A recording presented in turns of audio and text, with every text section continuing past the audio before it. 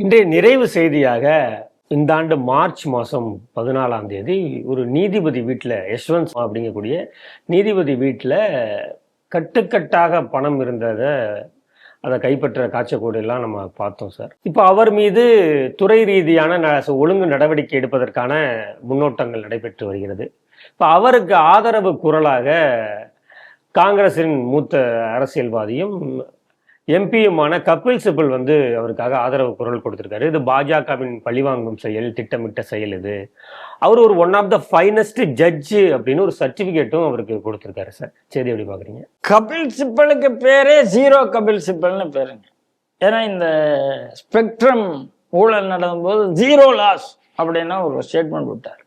அதுல இருந்தே அவருக்கு பேர் ஜீரோ கபில் சிபல் தான்.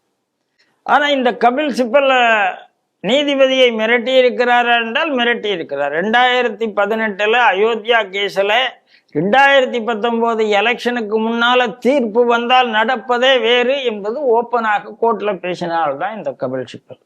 நீதிபதியை மிரட்டுவது காங்கிரஸ் கட்சியால் இயல்பாக நடந்து வந்தது என்பது கபில் சிபலினுடைய நடவடிக்கைகள் நீங்க தெரிந்து கொள்ளலாம்.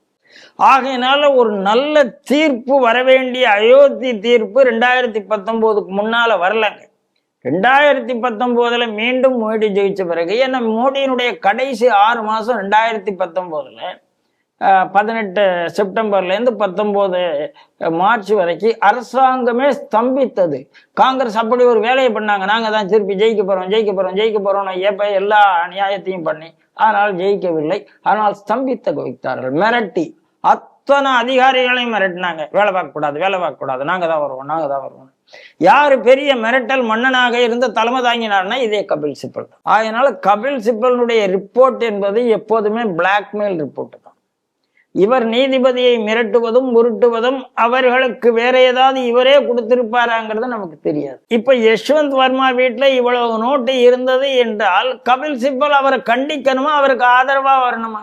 ஏன் ஆதரவா வரல அப்படின்னா இவர் கூட்டாளி என்ற அர்த்தம். இதுக்கும் கொலிஜியம் சிஸ்டத்துக்கும் சம்பந்தம் இல்லை. கொலிஜியம் சிஸ்டத்துல யாரு வந்தாலும் வரலைனாலும் கொலிஜியம் சிஸ்டத்துல வந்தவங்கள நேர்மையானவர்கள் இருக்கலாம், நேர்மை இல்லாதவர்கள் இருக்கலாம். அதுக்கு சிஸ்டத்துக்கும் சம்பந்தம் இல்லை. ஆனால் யஷ்வந்த் சர்மா நீங்க பாருங்க, அவர் அந்த இடத்துல வர அலகாபாத் ஹைகோர்ட் அவர் இங்க வரவே கூடாதுங்க. ஆனா அங்க அவர் பதவி பிரமாணம் செய்கிறார். இப்போ டெல்லி பார் அசோசியேஷனுடைய தலைவர் கபில் சிபல், இவர் அவர் யோக்கியங்கிறார். அலகாபாத் பார் அசோசியேஷன் இவர் எங்க கோர்ட்டுக்கே வரக்கூடாது, எங்க நீதிமன்றத்தினுடைய ஜட்ஜா வரக்கூடாதுன்னு சொல்றாங்க. இதுல யார் நீதி பக்கம் இருக்காங்க எனக்கு புரியல. இப்ப கூட கபில் சிபல் தலைவராக இருக்கக்கூடிய டெல்லி பார் அசோசியேஷன் யஷ்வந்த் சவாலியால் என்று சொல்லுகிறதா? சொல்லாது.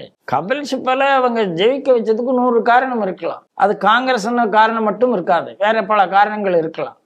ஆனால் அதை வைத்துக் கொண்டு ஒரு குற்றவாளி கூண்டில் இருக்கும் ஒரு நீதிபதியை ஆதரிப்பது அயோக்கியத்தனமா? ட்ரையல் நடக்கட்டும்.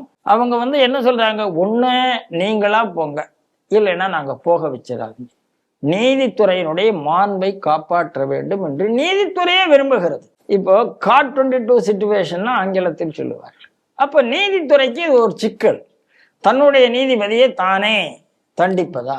அப்ப நீதித்துறைக்கு ஏதோ தெரிஞ்சு போச்சு, அதனால போங்கிற. போக மாட்டேன்னு சொன்னா கழுத்தை பிடிச்சு தள்ளுவாங்க. அப்ப இந்த அரசாங்கம் என்ன பண்ணுறது? அவர் போக இம்பீச்மெண்ட்டுக்கு ரெடி பண்ணணும். இம்பீச்மெண்ட்டுக்கு என்ன பண்ணணும்? 100 எம்பிஸ் நோட்டீஸ் கொடுக்கணும். 100 எம்பிஸ் ஈஸியாக நோட்டீஸ் கொடுக்கறதுக்கு இந்த அரசாங்கத்தில் ஸ்ட்ரென்த் இருக்கு.